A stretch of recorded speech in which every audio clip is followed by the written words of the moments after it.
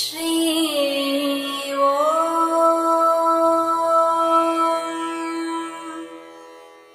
ஸ்ரீ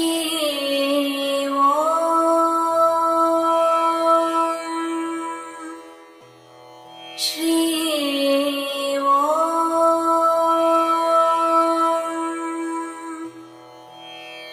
ஸ்ரீயம். நாம் குருவை பற்றி பார்த்து கொண்டு இருக்கிறோம் அல்லவா? நல்ல குரு கிடைப்பது மிகவும் கடினம். நமக்கு ஒரு நல்ல குரு கிடைத்தார் என்றால் நாம் எந்த ஜென்மத்திலோ செய்த புண்ணியத்தின் பலனாக, நமது முன்னோர்கள் செய்த புண்ணியத்தின் பலனாகத்தான் நமக்கு ஒரு நல்ல குரு அமைவது என்பது வாழ்க்கையில் நிச்சயமாகிறது. நல்ல குரு அமைய வேண்டும். நமது ஆத்மா அந்த குருவுக்காக அலைந்து கொண்டு இருக்கிறது. அந்த குருவை கண்டவுடன் நாம் நம்மை அறியாமல் நம்மையே பறிகொடுத்து விடுகிறோம். இதுவே நல்ல குரு அமைய ஒரு வாய்ப்பாக அமைகிறது. இதற்கு ஒரு கதை.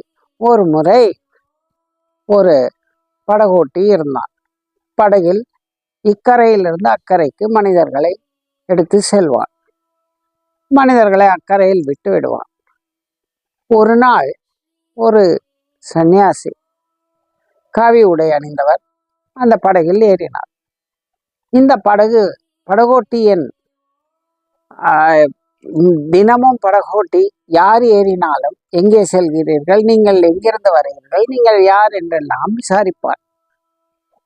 அதே போன்று இந்த சந்நியாசி வருகிறார்.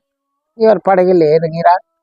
அவன் கேட்கிறான், இது பரிசல் படகு, அவன் துடுப்பு போட வேண்டும். அவன் கேட்கிறான், சுவாமி உட்காருங்கள், நீங்கள் யார், எங்கிருந்து வருகிறீர்கள் என்று கேட்கிறான்.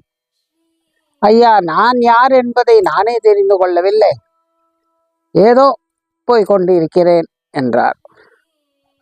நீ யாரப்பா என்றார்.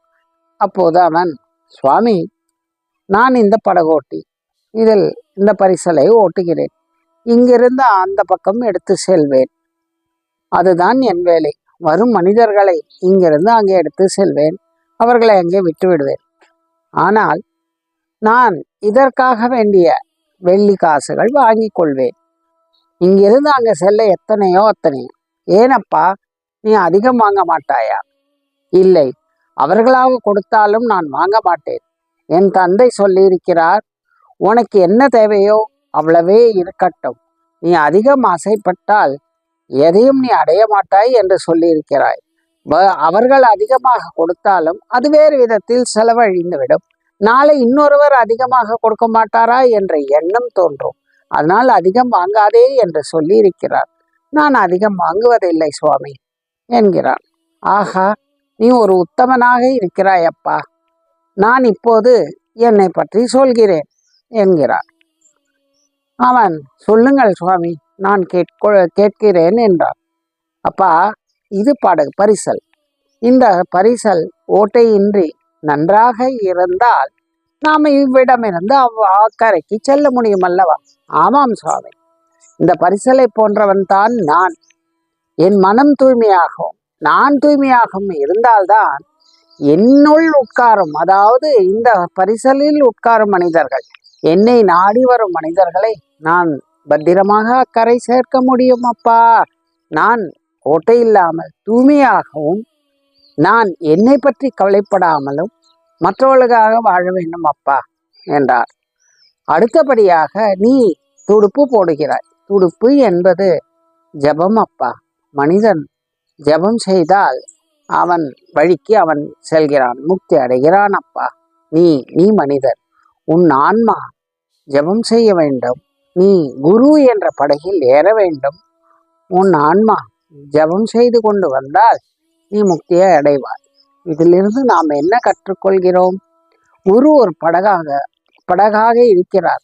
நமக்கு நல்வழி காட்டி அக்கரையை சேர்க்கிறார். ஆனால் உண்மை என்ன?